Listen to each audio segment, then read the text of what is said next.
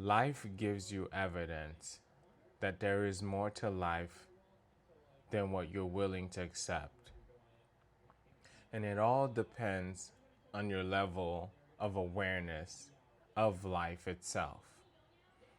And what I mean by this is if you told somebody that God exists, depending on where they are in their experiences in life, their reaction or their belief in that statement will be colored, right? If that person is not spiritually connected, they may say, there isn't a God. Why does all these things exist in the world? And if the person is truly connected, they'll say, well, there is a God. Some may know, have an idea how to explain how they perceive God, but others may have no essence on what God is, but they know that He is something or it is something.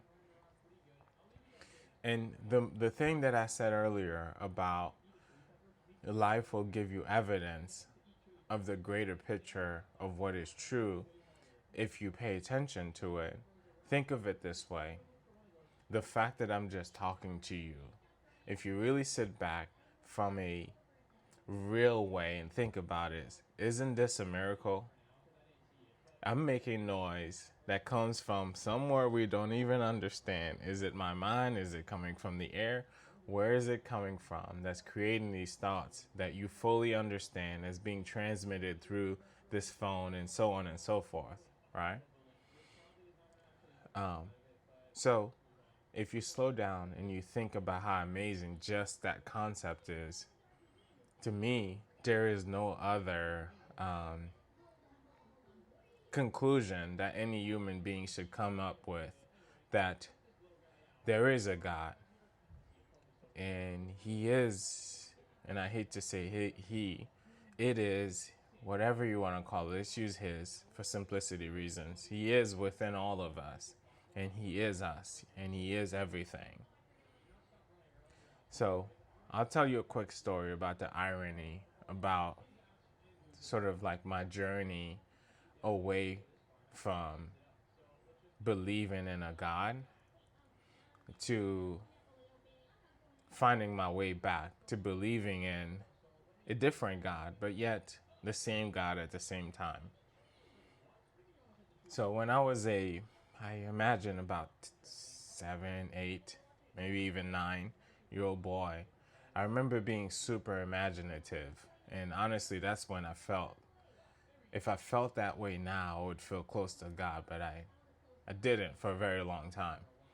But I was in Haiti, sitting on this little ledge in front of my house, and I was thinking to myself at the time, I was very hungry. It just got dark outside, and I was thinking to myself, I don't even care if I eat. Hunger was something that I was fully used to.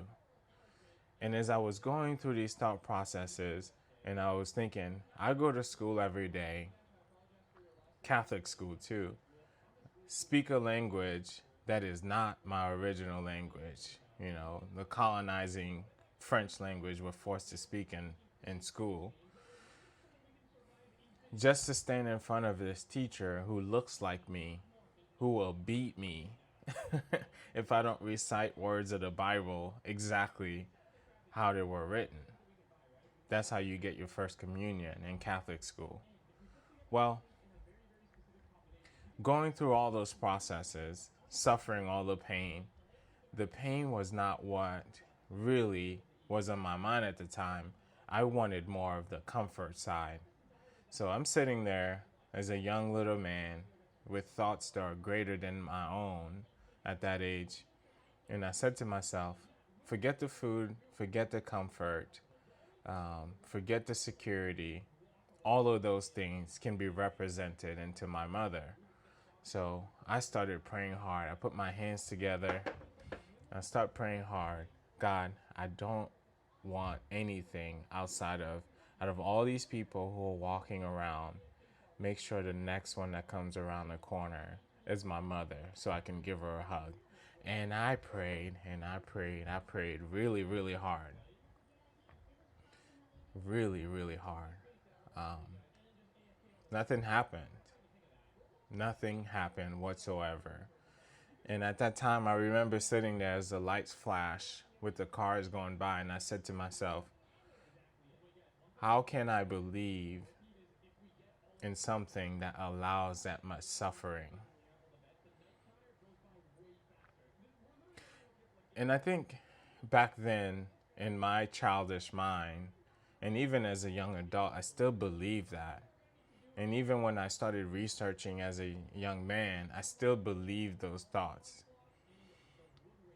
There's no way these things can exist. And later on, I ended up learning this is just the problem of evil. If God is all knowing, He's all powerful, and He's all good, then evil should not persist. Through all this investigation, I found out all these things are not true. There's no such thing as good, bad, or evil. They're just all experiences. And the best way to live your life is to live life through love, and love for self and love for others, right? The irony of all of it, and what brought me back to believe that a God does truly exist, is this it's hard to explain, but I'll try to explain it in a way that's as easy as possible to relate to. Is what got me away from believing in God or believing in myself, which, I think God is the collective of all of us. He is in everything, and He is everything. He is the mechanism, but He is also the product, everything, right? What we are is the mechanism, but also the product. We create this life, right? All of us together. And if you don't believe it, just imagine being in a room with a group of people who believe the same thing. You can almost bring that thing to life. And that is what God is. But the point I'm making about the relationship between my childhood and now believing in God is as simple as I could put it. The pain and suffering of missing my mother that night pulled me away from God in a way to sort of feed my ego, right? My ego ended up building me such a wonderful life through all the pain. All the pain sort of was like the experiences I needed to become essentially the person I was looking for at that young age. So right now, the level of safety and security I've built for myself are all driven to the ego, from the power of the ego. And the way you think of the ego, especially as a young man, is to say the ego is sort of like the driving force that makes you want to succeed in life, that makes you want to try difficult things, overcome your fears. And if you met me in my mid 20s, you couldn't tell me shit. If I say I'm going to do something, I don't care if it wasn't possible to others, I'm doing that. All of it's the ego, but it all points back to that original moment. I needed safety. I needed security. I couldn't provide it to myself. So I was looking outside of myself. And then I ended up doing all these things in the physical sense from those experiences because I didn't want to be that weak, so-called weak kid sitting there suffering. The ego comes out. It builds all this success. Now I'm 37 years old and I'm standing here thinking, what the fuck have I done? I built this wonderful life for myself, but now that I'm looking around and enjoying the fruits of my labor, I can't help but to be thankful that God is real. And He's always been real this entire time. And you can't force the journey to discover who you really are. It has to be forced through pain and then understanding. And once you get to the point where you understand that the pain is purposeful, then everything else becomes easy. You just have to just be yourself. And it sounds really fucking simple, but that is the journey. It goes pain, build yourself through the ego, And then at some point, you have to let the ego go because it will become destructive, and shift that drive to want to accomplish physical things or be these titles to what your ultimate purpose in life for every single one of us is: to be kind to ourselves and others.